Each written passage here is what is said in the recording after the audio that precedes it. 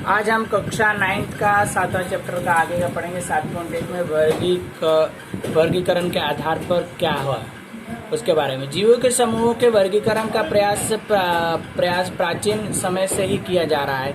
यूनानियन विचारों के अरस्तु के जीवों का वर्गीकरण उनके स्थल, जल और वायु में रहने के आधार पर किया था। जीवों को देखने का बहुत सी सरल किंतु भ्रामक तरीका है। उदाहरण के लिए हम समुद्र में रहने वाले जीवों के लिए प्रल, हेल, स्टोल, स्टार, फिक्स, शार्क यह कई मायने में एक दूसरे के काफ़ी अलग थे। इनमें सभी प्रकार के एक समानता इनके आवास थे और अध्ययन एवं विचार करने के लिए आधारभूत जीवधारियों के समूहों का बांटकर ठीक नहीं है। और इसमें क्या हुआ कि जो यूनानिक थे इन लोगों ने क्या किया कि जीवधारियों को बांटने को देखा कि अलग अलग जीव है। तो कोई आकाश में उड़ने वाले, कोई पेड़ पे रहने वाले, कोई का जमीन के अंदर रहने वाला, कोई समुद्र के अंदर रहने वाले, अलग अलग सब थे। ठीक है, इन सबको बांटने के लिए और इन सबको देखने के लिए ठीक है प्रवृत्तियाँ की गई कि इनको बांटा जाए। तो इनको अलग अलग जो पानी में रहने वाले थे तो उनमें एक ही साइज में सब अलग अलग थे, खान पान में सब अलग थे, बाकी उनका एक आवास है, खाली घर था कि भाई हाँ उनका घर जो था कि खाली वो क्या था कि समुद्र के अंदर रहते, पानी में रहते थे, खाली उनमें एक ही समानता देखने को मिलती थी।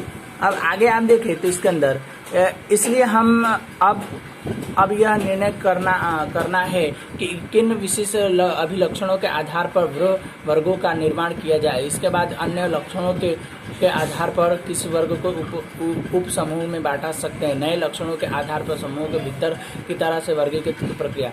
अब इसमें बोला गया है इस पैराग्राफ में कि किस आधार पर हम इसको बांट सकते हैं, मतलब किस आधार पर हम इसको बांटे कि जिस कारण से ये अलग अलग वर्गीकृत हो सके, मतलब बांटा जा सके, अलग अलग वर्गीकृत हो सके, इस तरह से बोला गया है।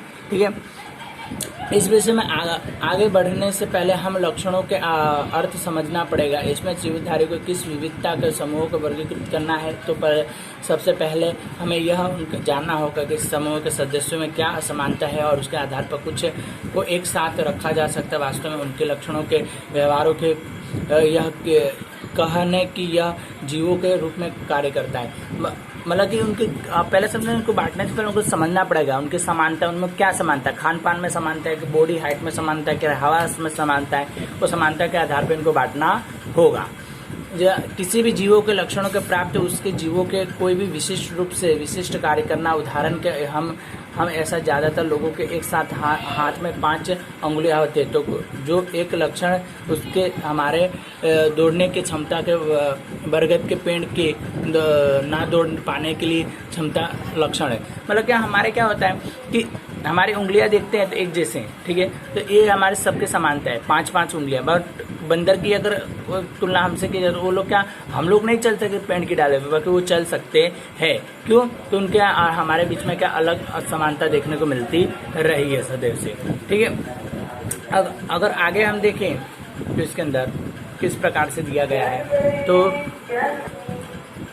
अब हमने देखा कि कुछ लक्षणों को कैसे अन्य और के साथ तुलना ज्यादातर मौलिक लक्षणों के रूप में वर्गीकृत किया जा सकता है। हम विचारों को करेंगे कि हम एक पत्थर की दीवार कैसे बनाते हैं। दीवार के प्रयोग में लगाए गए पत्थरों के विभिन्न आकार के प्रकार होते हैं।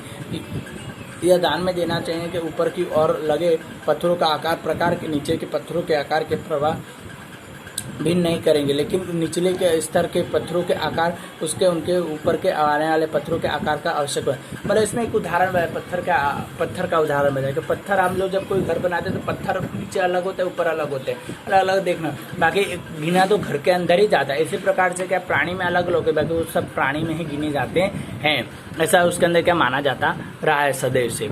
आगे देखें, यहाँ पर सबसे निचले के स्तर पर लगने वाले पत्थर के जीवों के लक्षणों के समान होते हैं, जो जीवों के ब्रह वर्ग के निर्धारित किए होते हैं। यह लक्षण जीवों के दूसरे किसी भी संरचनात्मक क्रिया लक्षणों के स्वतंत्र होते हैं, लेकिन यह उसके बाद के स्तर के लक्षण पहले होते हैं। इसके लक्षणों के पर निर्भर रहते हैं कि बाद में उसके स्तर के प्रकार के निर्धारित करते हैं। ठीक इसी हम कह सकते हैं जीवधारियों के वर्गों के लिए कि परस्पर संबंधित लक्षणों का पदानुक्रम करें। मतलब क्या होता है इसके अंदर, ठीक उसी प्रकार से क्या इनके लक्षणों के बारे में हमको जानना होता है कि किस प्रकार के होते, कैसे होते हैं और उनके क्या समानता दर्शाई जाती है। इस समानता के आधार पर हम उनको क्या करते, बांट सकते हैं। ठीक है, आगे अगर देखें तो आजकल हम जीवधारियों के वर्गीकरण के कोशिकाओं के वर्गीकरण के प्रारंभ करके विभिन्न परस्पर संबंधित अभिलक्षणों के दृष्टिगत रख के इसमें हम ऐसा लक्षण देखते हैं। इसके लक्षण के आधार पर हम इसको क्या देख सकते हैं।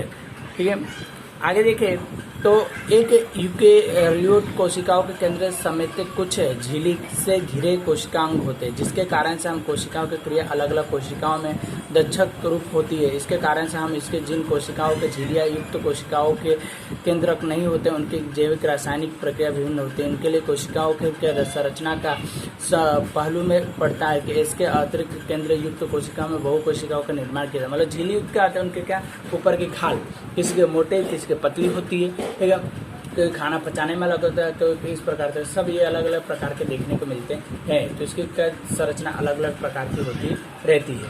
ठीक है।